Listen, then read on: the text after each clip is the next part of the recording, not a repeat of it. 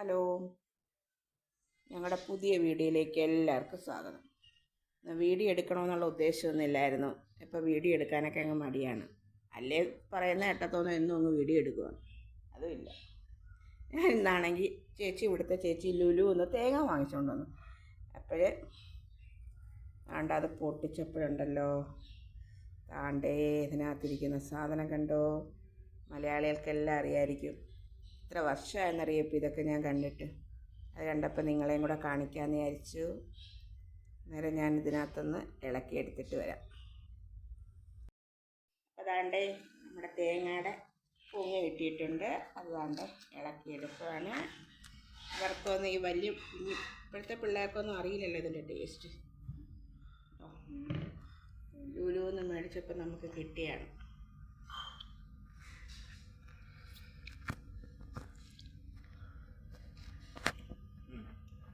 Super taste. ഇത് കഴിക്കുന്നു ഉണ്ണിക്കുട്ട, കഴിക്കേ ഉണ്ണിക്കുട്ട.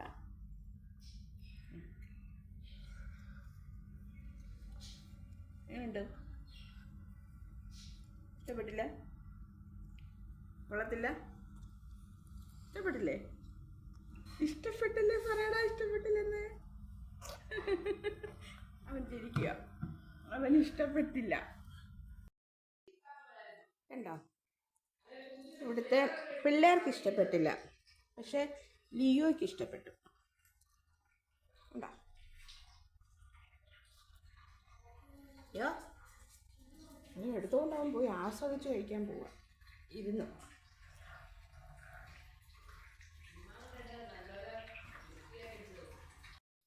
അടുത്ത തേങ്ങ നമ്മൾ എടുത്തപ്പോഴാണ്ടേ അതും കിളിച്ചിരിക്കുകയാണ്. ഇനിയിപ്പോൾ ഇത് പൊട്ടിച്ച് നോക്കുമ്പോൾ അറിയാം ഇതിനകത്ത് എന്തുണ്ടെന്ന്. ഇത് നമ്മൾ ലുലു മാളിൽ നിന്ന് മേടിച്ചുകൊണ്ട് വന്നതാണ്.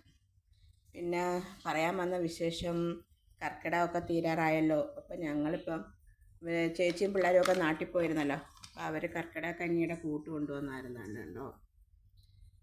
നമ്മൾ സീതാറാം ഔഷധ കർക്കിടക കഞ്ഞിയാണ്.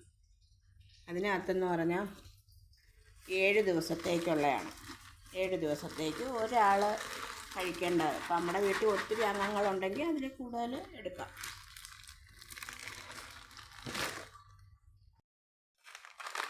ഉണ്ടോ? 7 പാക്കറ്റായിട്ടാണ് അരി വന്നിരിക്കുന്നത് 7 ദിവസത്തേക്ക്.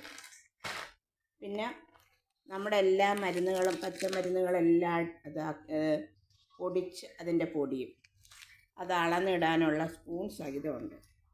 7. ഇപ്പം നമ്മുടെ വീട്ടിൽ 7 പേരുണ്ടെങ്കിൽ ഒരു ദിവസം എടുക്കുമ്പോൾ 7 പാക്കറ്റും എടുക്കേണ്ടി വരും. മനസ്സിലായോ? ഇത് നമ്മുടെ നവര അരിയാണ്.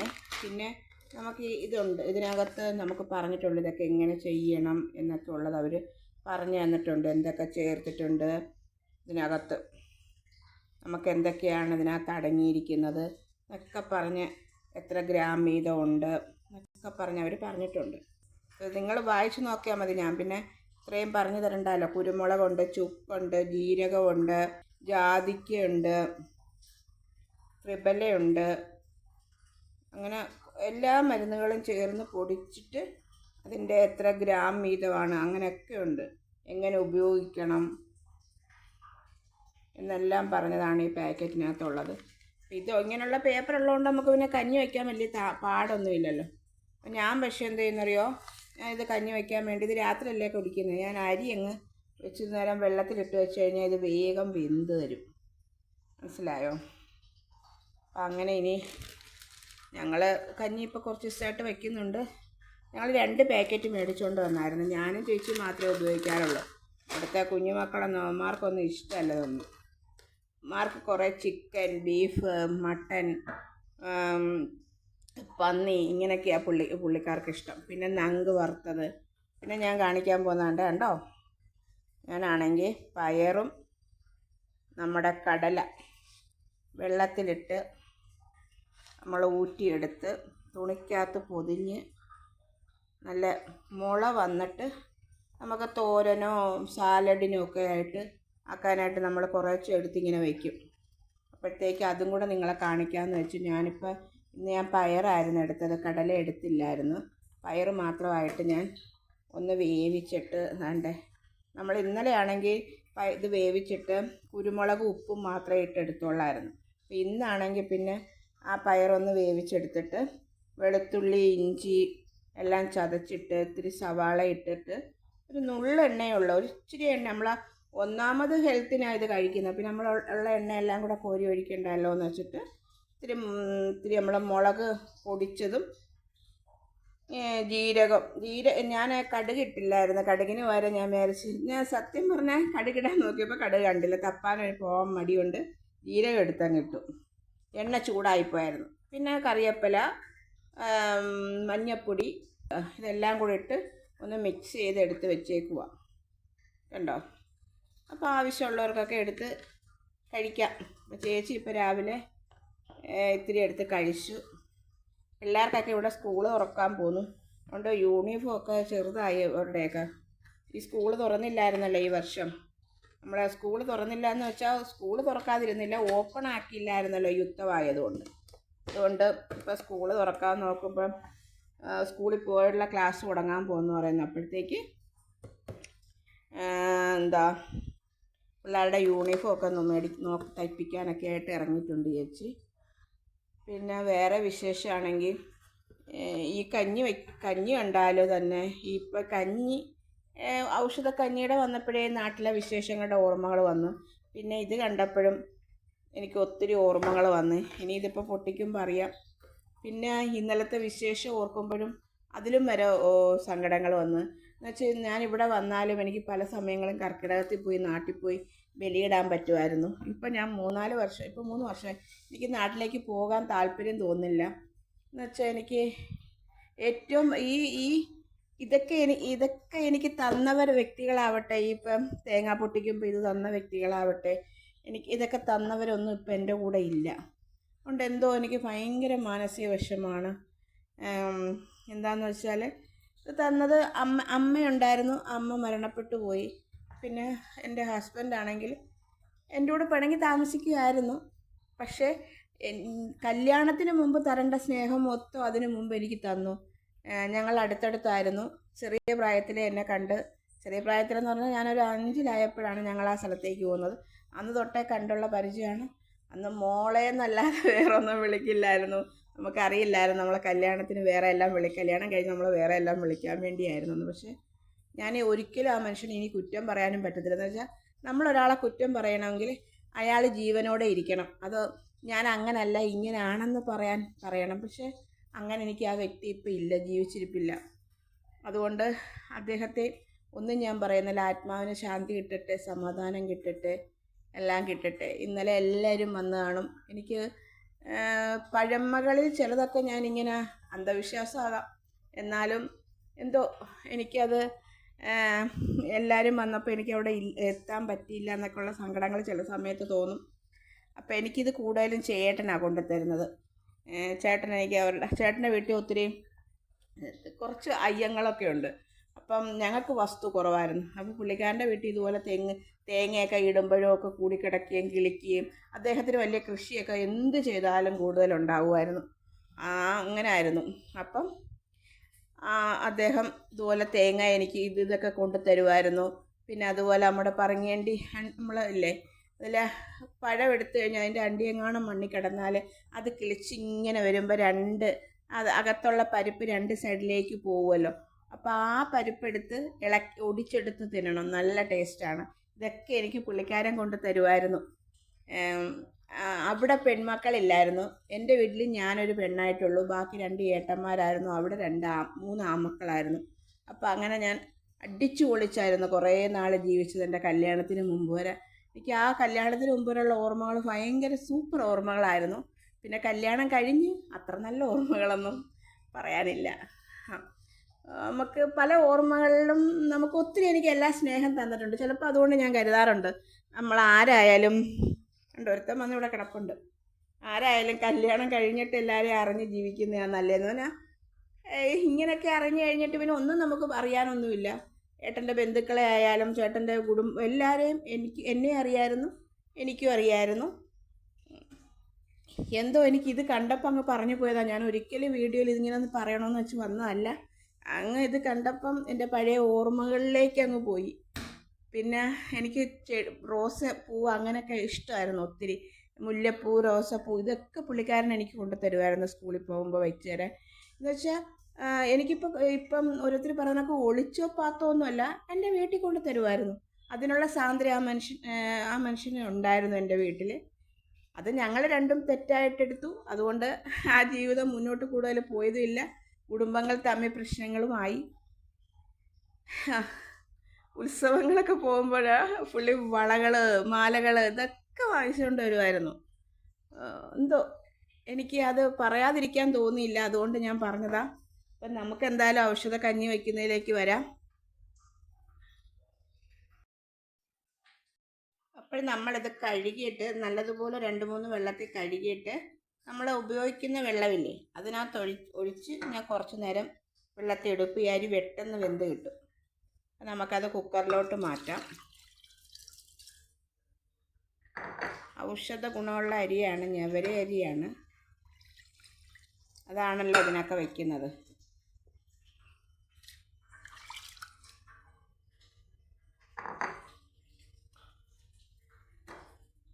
നമുക്ക് കുക്കറിലൊന്ന് അടിച്ചിട്ട് ഇതിന് തേങ്ങാപ്പാൽ ചേർക്കണം. പിന്നെ നമുക്ക് ഇതിൻ്റെ പൊടികളിടണം. അങ്ങനെയൊക്കെയാണ് ഇതിന് ചെയ്യേണ്ടത്. അപ്പം ഗ്യാസിൻ്റെ അടുത്തോട്ട് വെച്ചു. കുക്കറിൽ കഞ്ഞി വയ്ക്കുന്നതൊക്കെ പിന്നെ പറയണ്ടല്ലോ, അറിയാമല്ലോ എല്ലാവർക്കും. എന്നിട്ട് നമുക്കിത് അടച്ച് വയ്ക്കാം. അടച്ച് വെച്ച് വെന്ത് കഴിഞ്ഞിട്ട് വരാം. ഞാൻ നേരത്തെ പറഞ്ഞതില്ലേ, എൻ്റെ ബാല്യം നല്ല സന്തോഷമായിരുന്നു. യൗവനം അത്ര സന്തോഷമാണെന്ന് വെച്ചാൽ അല്ല. ഇനി വാർത്തയ്ക്ക് എന്താവുമെന്നും അറിയില്ല. അതാണെൻ്റെ നല്ല സൂപ്പർ ബാല്യമായിരുന്നു. ആ ഓർമ്മകൾ ഒരിക്കലും മറക്കാൻ പറ്റാത്തയും ഒത്തിരി ഓർമ്മകളും എനിക്കുണ്ട്. അതുപോലെ ഞാൻ സന്തോഷിച്ചു. എൻ്റെ അമ്മ, അച്ഛൻ, സഹോദരങ്ങൾ, പിന്നെ വേണ്ടപ്പെട്ടവർ.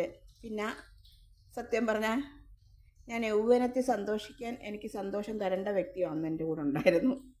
ആ വ്യക്തി മാത്രമല്ല, ആ ഫാമിലി മൊത്തം. എനിക്കിപ്പോൾ ആ ഫാമിലിയെ പറ്റി ഒന്നും പറയാൻ പറ്റില്ല. എന്താ വെച്ചാൽ അമ്മയില്ല, ഏട്ടൻ്റെ അച്ഛൻ മരിച്ചുപോയി, പിന്നെ ചേട്ടൻ പോയി. പിന്നെ എന്തു പറയാനാ, ഓരോ തലവിധി, അല്ലാണ്ട് എന്തു പറയാൻ. നമുക്കപ്പം കുക്കർ അടച്ച് വെച്ച് വിസിൽ കേൾക്കട്ടെ, എന്നിട്ട് വരാം. ഞാൻ എൻ്റെ പഴയ കഥകളൊക്കെ പറഞ്ഞ്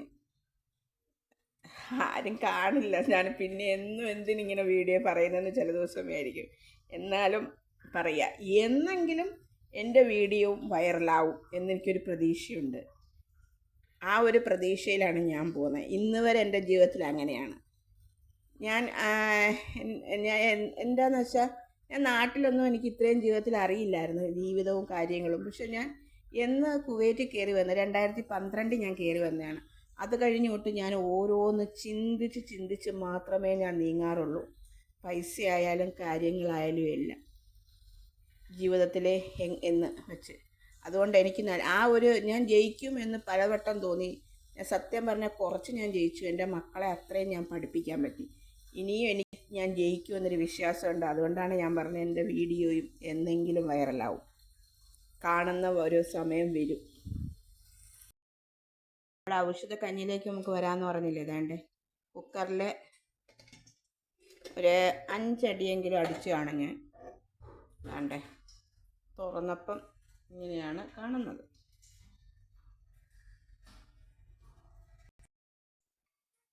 കണ്ടോ, ഒരു 4-5 വിസിലടിച്ചപ്പോഴത്തേക്ക് ഇത് നല്ലതുപോലെ വെന്തിട്ടുണ്ട്. ഇത് കണ്ടപ്പോൾ എനിക്ക് ഇവിടെ ആദ്യം ചെയ്ത സമയത്ത് എനിക്ക് തോന്നി എന്താണെന്ന് വെച്ചാൽ, നമ്മുടെ അമ്പലത്തിലേക്ക് നിവേദിയില്ലേ പടച്ചോറ്, നമ്മൾ ഷഷ്ടി വ്രതം എടുക്കുമ്പോഴും തിങ്കളാഴ്ച വ്രതം എടുക്കുമ്പോഴും എല്ലാം നമുക്ക് ഇങ്ങനത്തെ ചോറാണല്ലോ അമ്പലത്തിൽ നിന്ന് കിട്ടുന്നത്. പിന്നെ ഞങ്ങളവിടെ ഷഷ്ടി വ്രതം എടുക്കുമ്പോൾ എന്ത് ചെയ്യുമെന്നറിയോ, ചേട്ടൻ്റെ അമ്മ വലിയ ഉരുളിയുണ്ട്, ഉരുളിക്കകത്ത് ഇതുപോലെ ചോറുണ്ടാക്കി, എന്നിട്ട് ചമ്മന്തി, കാന്താരി ചമ്മന്തി, പിന്നെ കട്ട തൈര്, ഇതെല്ലാം ആയിട്ട്. അമ്മയൊക്കെ രാവിലെ പോകും ഷഷ്ടിക്ക് അമ്പലത്തിൽ. ഞങ്ങൾ ഉച്ചയാകുമ്പോഴാണ് ഞാനൊക്കെ പോകുന്നത്. അപ്പോൾ ഉച്ചയ്ക്ക് ഷഷ്ടി കഴിഞ്ഞ് വന്നു കഴിയുമ്പോഴത്തേക്ക് ഞങ്ങളെല്ലാവരും കൂടി ഇരുന്ന് ഇങ്ങനെ വാഴയില എടുത്ത് വെച്ച് കഴിക്കും. ജീവിതത്തിൽ ഇനി അതൊന്നും തിരിച്ചു കിട്ടില്ല. അവരൊന്നും നമ്മുടെ കൂടെ ഇല്ല. ചിലപ്പോൾ അതൊക്കെ നമുക്ക് ഫുഡ് ഉണ്ടാക്കി എടുക്കാൻ പറ്റും, പക്ഷേ അവരാരും നമ്മുടെ കൂടെ ഇല്ല. അമ്മ അങ്ങനെ ചെയ്തു തരുമായിരുന്നു. എനിക്കും ഇഷ്ടമായിരുന്നു, എൻ്റെ മോക്കും ഭയങ്കര ഇഷ്ടമായിരുന്നു. പിന്നെ ഞങ്ങളുടെ അപ്പുറത്തെ ഒരു പൈങ്കിളി അമ്മ എന്ന് പറഞ്ഞ പൈങ്കിളി ചേച്ചി എന്ന് വിളിക്കും. പൈങ്കിളി അമ്മ എന്ന് എപ്പോഴും എല്ലാവരും പറയും. പൈങ്കിളി ചേച്ചി ഞങ്ങളെല്ലാവരും കൂടി ഇരുന്നായിരിക്കും ഇത് കഴിക്കുന്നത്. പൈങ്കിളി ചേച്ചി പക്ഷേ ആ സമയത്ത് എല്ലാ പ്രാവശ്യമൊന്നും ഷഷ്ടിക്കൊന്നും അമ്പലത്തിൽ പോകത്തില്ല. എന്നാലും ഞങ്ങളെല്ലാവരും കൂടി ഇരുന്ന് ഇത് കഴിക്കുമായിരുന്നു. ഇതൊക്കെയായിരുന്നു ഇത് കണ്ടപ്പം എനിക്ക് ഇപ്പോൾ 4-5 ദിവസമായിട്ട് തോന്നിയത്. ഇത് വെന്തിട്ടുണ്ട്. ഉണ്ടോ, ഒരാൾ വന്ന് എൻ്റെ അടുത്ത് തന്നെ ഇരിക്കുക. അങ്ങനെ അയാൾക്ക് പുറത്ത് പോകണം, അതിനുള്ള ഇരിപ്പായിരിക്കുന്നത്. എവിടെ പോകണം പൊന്നു? പുറത്ത് പോകണോ? വെളിയിൽ പോകണോ? ഞാനപ്പം അതിനകത്ത് ചേർക്കാൻ തേങ്ങ ഇളക്കി വെച്ചിട്ടുണ്ട്. പക്ഷെ ഇത്രയും തേങ്ങ നമുക്ക് വേണ്ട കേട്ടോ, ഇത്രയും വേണ്ട. പക്ഷെ നമ്മൾ നേരത്തെ എടുത്ത തേങ്ങയുടേതാണ്. ഇപ്പം ഇവിടെ ഞങ്ങൾക്ക് ചിലവില്ല. അപ്പോൾ ഞങ്ങൾ ഈ തേങ്ങ ഇപ്പം യുദ്ധം കഴിഞ്ഞപ്പോൾ തൊട്ട് തിരിങ്ങിയത് മേടിക്കുന്നില്ല. അത് നമുക്ക് ഒത്തിരി നഷ്ടമാണ്. അതുകൊണ്ട് ഇപ്പോൾ ഇങ്ങനെയാണ് മേടിക്കുന്നത്. എന്നിട്ട് ഞങ്ങളിങ്ങനെ ചെറുതായിട്ട് കട്ട് ചെയ്തിട്ട് മിക്സിക്കകത്തിട്ട് വെച്ച് ഒന്ന് അടിച്ചിട്ട് കവറിനകത്ത് ബാക്കി ഇങ്ങനെ ഒന്നിച്ചെടുത്ത് ഇടയ്ക്ക് ഇങ്ങനെ അടിച്ച് വയ്ക്കും മേടിച്ചുകൊണ്ട് വരുമ്പോൾ. അല്ലെങ്കിൽ 2 ദിവസം 3 ദിവസം കഴിഞ്ഞാൽ ഇതൊക്കെ തന്നെ തേങ്ങ കിളിക്കുക, അല്ലെങ്കിൽ തേങ്ങ കിടന്ന് ചീത്തയാവുക, അതൊക്കെ കൊണ്ട്. അപ്പം ഞാനിതൊന്ന് മിക്സിയിലിട്ട് പൊടിച്ചിട്ട് നമ്മുടെ കഞ്ഞിക്കുള്ള മാത്രം തേങ്ങയായിട്ട് ഞാൻ വരാവേ. എല്ലാവരും ആഗസ്റ്റ് 15-ൻ്റെയൊക്കെ തയ്യാറെടുപ്പൊക്കെ ആയി കാണുമല്ലോ. പ്രാവശ്യം 80 വർഷമായല്ലോ നമുക്ക് സ്വാതന്ത്ര്യം കിട്ടിയിട്ട്. ആഗസ്റ്റ് 15-ന് അതൊരു പ്രത്യേകതയുണ്ടല്ലോ. ഒരു തേങ്ങാക്കൊത്ത് താഴെ വീണേ, ഒരു തേങ്ങ ഇതുപോലത്തെ ഒരു കഷ്ണം താഴെ വീണു.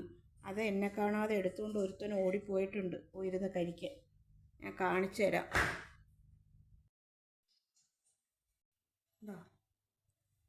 ഒള്ളിച്ചിരുന്ന് കഴിക്കുക പുള്ളി.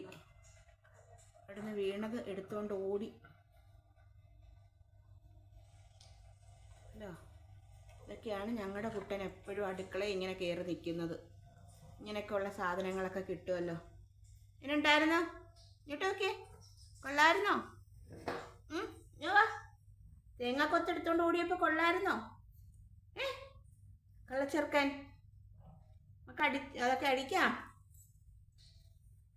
അവനുള്ള ഫുഡ് ഇവിടെ വെച്ചിട്ടുണ്ട്, അത് കൊടുക്കണം. വേണ്ടോ? അവന് ചിക്കൻ, ക്യാരറ്റ്, മത്തങ്ങ ഇതെല്ലാം വേവിച്ചാണ് അവന് കൊടുക്കുന്നത്. അല്ലാതെ മറ്റേ ഇവിടുത്തെ അവൻ്റെ ഫുഡ് മേടിച്ച് കൊടുക്കാറില്ല, ഇതാ കൊടുക്കുന്നത്. അപ്പം ഞാൻ മിക്സിയിലൊന്ന് അടിച്ചിട്ട് വരാവേ. നമ്മളിതാ തേങ്ങ പൊടിച്ചെടുത്തിട്ടുണ്ടായിരുന്നു. നമുക്ക് ഇത്രയും വേണ്ട, കുറച്ച് ഞാൻ മാറ്റി തേങ്ങാപ്പീരണ്ടോ നല്ല രീതിയിൽ വരുമല്ലോ. ഞങ്ങൾ പിന്നെ ഇത് കവറിനകത്താക്കി ഫ്രീസറിൽ വയ്ക്കും. അപ്പോൾ ആവശ്യമുള്ളപ്പോൾ നമുക്ക് എടുക്കാമല്ലോ. അങ്ങനെയാണ്. ഇതിനകത്തൊരു തുള്ളി വെള്ളവും കൂടെ ഒഴിച്ച് നമുക്ക് നല്ലതുപോലെ അടിച്ചെടുക്കണം. അപ്പോൾ സുഹൃത്തുക്കളെ, നമ്മളിതാ മിക്സിയിൽ തേങ്ങ അരച്ച് വെച്ചിട്ടുണ്ട്. അതിൻ്റെ തേങ്ങ പാലായിട്ടല്ല ഞാൻ ചേർക്കുന്നത്, ഈ കൊന്തും കൂടെ അങ്ങ് നല്ലോണം അരച്ച് ചേർക്കും. വേണ്ടേ? ഇനി നമുക്ക് അതവിടെ ഇരുന്നോട്ടെ. നമുക്കിനി അവിടെ ഗ്യാസ് ഓണാക്കി കുറച്ച് വെള്ളം കൂടെ ഒഴിച്ച് ഞാൻ തിളപ്പിക്കുന്നുണ്ട്. താണ്ടേ നമുക്കിനി പൊടി ചേർക്കാം. ഈ തേങ്ങാപ്പാലായതുകൊണ്ടേ 1-ാം പാലും 2-ാം പാലും എന്ന് പറഞ്ഞ് വേർതിരിക്കാത്തത് കൊണ്ട് ഞാൻ ഇതിൻ്റെ പൊടിയിട്ട് ഒന്ന് തിളച്ചെല്ലാം വന്നു കഴിയുമ്പോഴേ തേങ്ങാപ്പാലായിട്ടങ്ങ് ചേർക്കത്തുള്ളൂ. ഉണ്ടോ? ഇത്തിരി കൂടെ ഞാൻ വെള്ളം ഒഴിച്ചു എന്നിട്ട് തിളപ്പിക്കുവാണ്. അപ്പോൾ തേങ്ങാപ്പാലെന്നല്ല, തേങ്ങ അടിച്ചത് ഞാൻ ലാസ്റ്റാണ് ചേർക്കുന്നത്. അത് കഴിഞ്ഞാൽ പിന്നെ നമുക്ക് ഉള്ളത് നെയ്യുടെ അകത്ത് കൊച്ചുള്ളി വറുത്ത് ഇതിനകത്ത് ചേർക്കുക. ഇന്ദുപ്പിടുക എന്നാണ് അവർ പറഞ്ഞേക്കുന്നത്. നമ്മുടെ ഇവിടെ ഉള്ള ആ ഉപ്പാണ് നമ്മളിടുന്നത്. അതുകൊണ്ട് ഞാൻ ആ മസാല, നിങ്ങളെ കാണിച്ച മസാലയില്ലേ, അത് കാണാൻ വേണ്ടി ഞാനിങ്ങനെ എടുത്ത് വെച്ചേക്കുന്നത്. ഒരു 2-2.5 സ്പൂൺ എടുത്തിട്ടുണ്ട്. തട്ടിയിട്ട് നല്ലതുപോലെ ഇളക്കി ചേർക്കണം.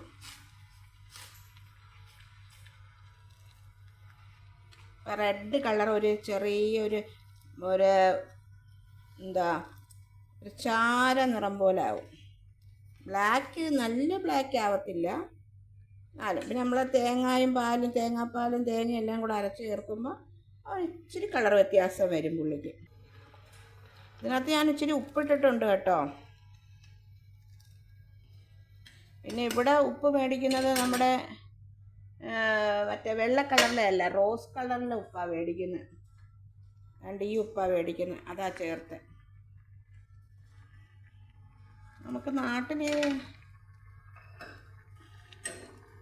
നാട്ടിലാണെങ്കിൽ ഇതിൻ്റെ ഇലയൊക്കെ പിച്ചിട്ട് വയ്ക്കാമല്ലോ. ഞാനിതൊന്നും ഇല്ലാഞ്ഞപ്പോൾ ഒരു ദിവസം ഞാൻ വെച്ചത് നമ്മുടെ ഉലുവായും എല്ലാം വെള്ളത്തിയിട്ട് വേവിച്ച് അതെല്ലാം ഇട്ട് ഗരം മസാലയുടെ കറുകപ്പട്ടയും ഗ്രാമ്പൂ ഏലക്കായി എല്ലാം പൊടിച്ചു, ജീരകം പൊടിച്ചിട്ട് കുരുമുളകൊക്കെ ചേർത്തൊരു പ്രാവശ്യം ഞാൻ ചെയ്തായിരുന്നു.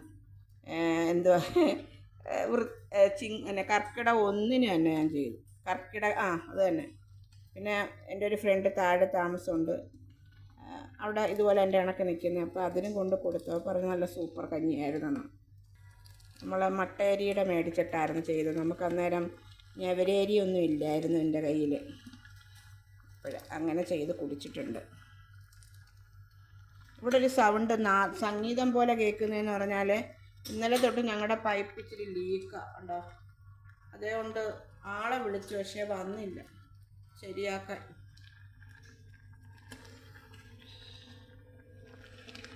നമുക്ക് തേങ്ങാപ്പാലൊക്കെ ഒഴിക്കാം. ഇച്ചിരി തീ കുറച്ച് വെച്ചെന്ന് പറഞ്ഞാൽ തെറിച്ച് നമ്മുടെ ദേഹത്തോട്ട് വീഴുന്നേ, കയ്യിലോട്ടൊക്കെ കണ്ടേ. ഒഴിച്ച് ഒരു ഇത്തിരി വെള്ളം ഇതിനകത്തൊന്ന് കഴുകി എടുത്ത് ഒഴിക്കുക. ചൂടാക്കി വെച്ചിട്ടുണ്ട് ഞാൻ കെറ്റിലിൽ. അത് ഒഴിക്കാൻ പോകണമെങ്കിൽ പിന്നെയും ഞാൻ ഫോൺ കൊണ്ട് പോകണ്ടേ. അതുകൊണ്ട് ഞാൻ വിചാരിച്ചെന്ന് ഇതൊന്ന് കറക്കി റെഡിയാക്കിയിട്ട് പോകാം. ആ നെയ്യിലും കൂടെ കൊച്ചുള്ളിയും കൂടെ വറുത്തിട്ട് കഴിയുമ്പോഴാണ് എൻ്റെ പൊന്നോ നല്ല മണം. നമ്മൾ മരുന്ന് അങ്ങനെ പറയരുതെന്ന് പറയും, എന്നാലും എനിക്കാണെങ്കിൽ പിന്നെ ഒരു പണിയും കൂടെ അറിയാം. ഇവിടെ ഞാൻ 1 2 3 4 5 പേർക്ക് ചെയ്തിട്ടുണ്ട് അങ്ങനെ. പ്രസവത്തിനെ കുളിപ്പിക്കാനും കൊറ്റിയെ കുളിപ്പിക്കാനും അറിയാം. നമ്മളെ കിഴിയിടിയിലും കുളിപ്പിക്കലും. പിന്നെ അന്നേരം അവർക്കുള്ള ചേനയും ഉള്ളിയും അങ്ങനെയൊക്കെയുള്ള കറികളൊക്കെ ഉണ്ടല്ലോ, അതൊക്കെ അറിയാം. പിന്നെ നമ്മുടെ നാട്ടിലാണെങ്കിൽ ഇലകളൊക്കെ പിന്നെ മലതാങ്ങി അങ്ങനെയൊക്കെ കുറേ ഇലകളൊക്കെ ഉണ്ടല്ലോ, അതൊക്കെ എടുത്ത് കുറുക്കുണ്ടാക്കാനും ഒക്കെ അറിയാം. അങ്ങനെ അത് ഇവിടുത്തെ ചേച്ചിക്ക് ഞാൻ വന്നപ്പോൾ 2 മക്കളുണ്ടായിരുന്നു. അതിൽ ഏറ്റവും മൂത്ത മോൻ 1-ലായിരുന്നു. അത് കഴിഞ്ഞുള്ളവൻ LKG ആയിരുന്നു. പിന്നെ അത് കഴിഞ്ഞ് വന്നതാണ് ഉണ്ണിക്കുട്ടൻ. അപ്പോൾ ഉണ്ണിക്കുട്ടൻ്റെ സമയത്ത് ഞാൻ ആ ഉണ്ണിക്കുട്ടനെ കുളിപ്പിച്ചതും ചേച്ചിയെ കുളിപ്പിച്ചതും. പിന്നെ അത് കഴിഞ്ഞ് വന്ന് സച്ചിക്കുട്ടൻ, അവനെയും ഞാനായിരുന്നു. അപ്പം നമ്മുടെ വീടിനടുത്ത് തന്നെ ഒരു മോളുണ്ടായിരുന്നു, അജീന എന്ന് പറഞ്ഞ്. അവരിപ്പം ലണ്ടനിലാണോ ഓസ്ട്രേലിയയിലാണോ എന്ന് എനിക്കറിയില്ല. മോനുണ്ടായിരുന്നു അവിടെ, അതിനെ ഞാൻ കുളിപ്പിക്കാൻ പോയി. അത് കഴിഞ്ഞ് പിന്നെ ഒരു നിഷ എന്ന് പറഞ്ഞൊരു മോളുണ്ടായിരുന്നു, അത് പെൺകുട്ടിയായിരുന്നു. അവരിപ്പോൾ നാട്ടിൽ പോയി, ലണ്ടനിൽ പോയിട്ട് അവർ തിരിച്ചങ്ങ് നാട്ടിൽ പോയി. പിന്നെ ചേച്ചിയുടെ തന്നെ സഹോദരൻ്റെ ഭാര്യ ഉണ്ടായിരുന്നു, അതിനെ കുളിപ്പിച്ചു. അതും ഒരു പെങ്കൊച്ചായിരുന്നു. 3 ആൺപിള്ളേരെ കുളിപ്പിച്ചു, 2 പെൺപിള്ളേരെ കുളിപ്പിച്ചു കുവൈറ്റിൽ വന്നിട്ട്. അങ്ങനെ ഒരു ഭാഗ്യം എനിക്ക് കിട്ടിയായിരുന്നു. പക്ഷെ നല്ല പൈസയും കിട്ടും കേട്ടോ അങ്ങനെ പോയാൽ നമുക്ക്.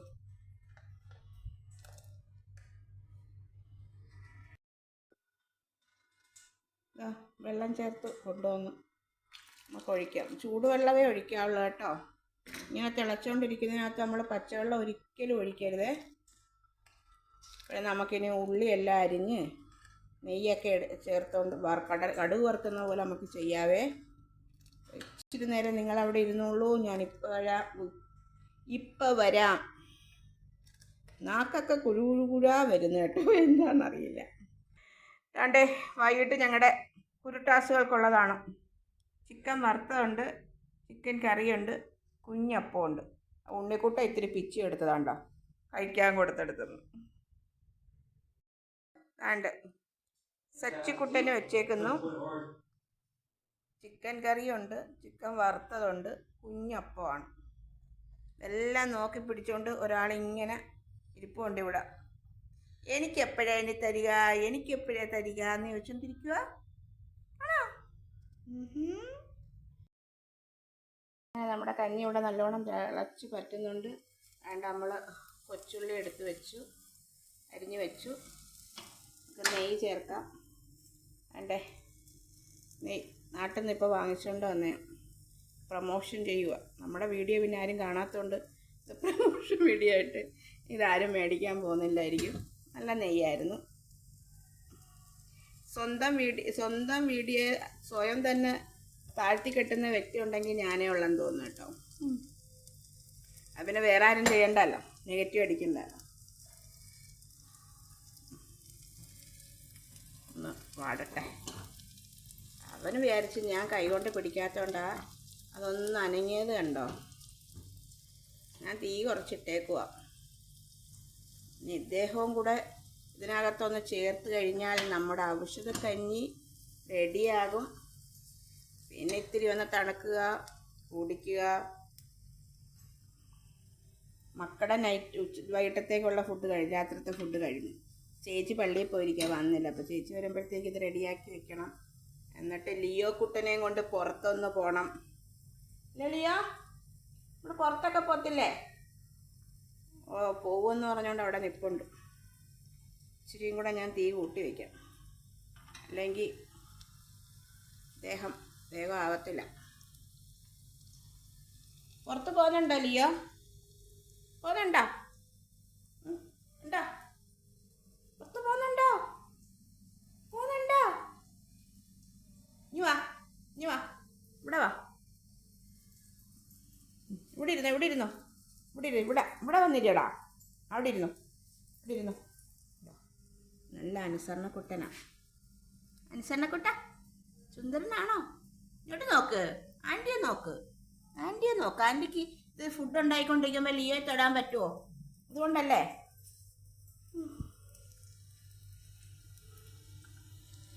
അപ്പം ഇതൊന്നും കൂടെ ഇത്തിരി കൂടെ വാടിക്കഴിഞ്ഞിട്ട് ഞാൻ വരുന്നതായിരിക്കും.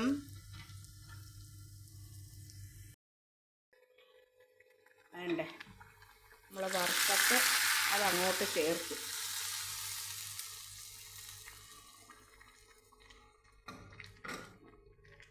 ഇനി അതിനകത്തോട്ട് ഇത്തിരി കഞ്ഞി എടുത്തൊഴിച്ചിട്ട് ഒന്ന് കലക്കി ഇടണം.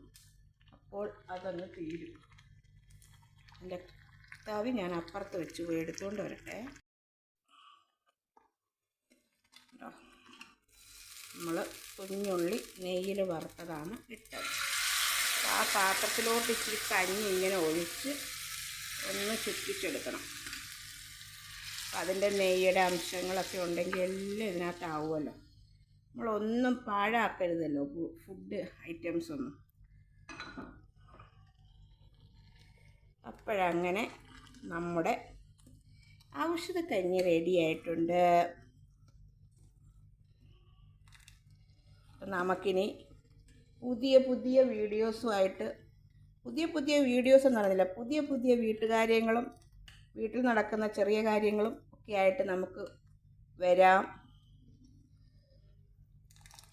എല്ലാവർക്കും ഗുഡ് നൈറ്റ്.